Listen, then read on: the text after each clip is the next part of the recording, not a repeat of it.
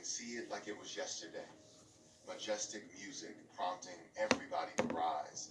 Dun, dun, dun, dun. Here comes the bride. Remember? Maybe you smiled. Me, I cried. Nervous, perhaps. Your palms clammy as you reach to grasp the hand of your bride. All dressed in white, your beautiful, blushing bride for life. But I digress. Therefore, let's address what to do, how to live. Some are confused on how it's did, how it's done, so some say they're done. Marriage, easier said than done, but everybody's doing it, pursuing it. No understanding, standing under the weight of what this really means, so they ruin it. It's hard. Concrete street, skid row, paddle upstream, extreme. You can't eat just one. Hard. But like Christmas presents from kids, sometimes marriage gets a bad rap, especially when you're stuck in the same place like a trap. We go numb, and then you say you can't feel that. Foundation. Marriage is God's idea, a sublime design of divine origin.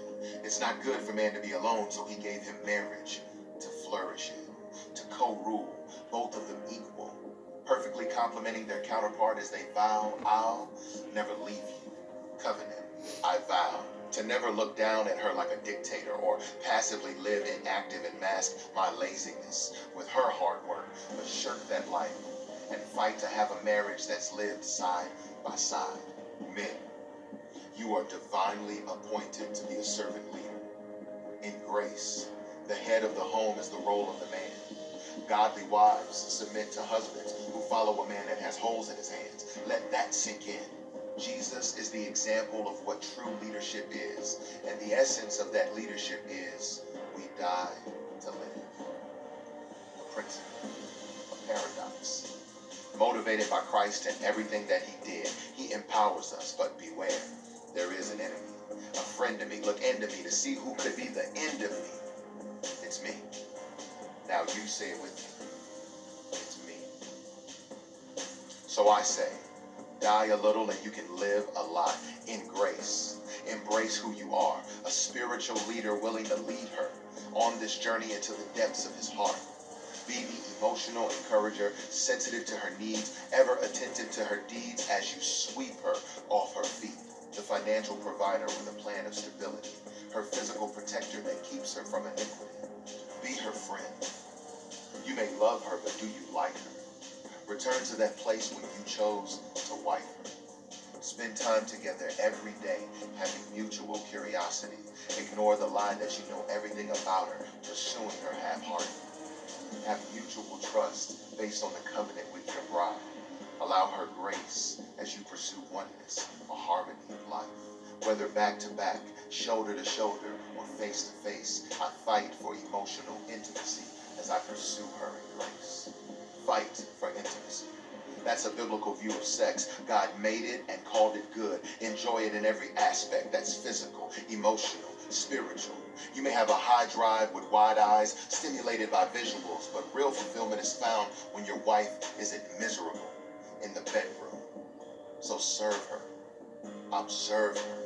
If she's nervous, affirm her. Show her you love her freely. She should never have to earn love. A good leader is aware of the threats, things that hinder happiness, and one of them is sex. When it's perverted, sex is harmful for every person. Porn, premarital sex, and extramarital for certain. More threats, like a graceless home, where there is no forgiveness, plus money is one. Kids can be a harm if you let them, and so can identity if your trust is not in heaven. Men, in marriage, you're a servant. Include her in the vision. Be responsible for them all. Choose to be honest about your weakness. Even leaders have flaws. Share the chores. Talk with her about money. Keep your word. Anticipate when a new season is coming. Manage distractions and have a plan for when you die.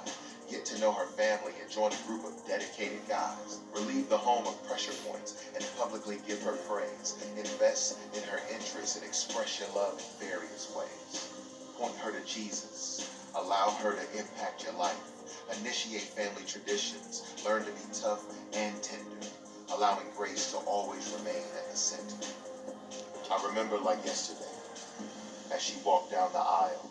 Drops of joy stained my face, full of fear because of the unknown. But I, in all of my ignorance, made a vow, with all of the love that I could command by the Spirit, to love her until the day that I die.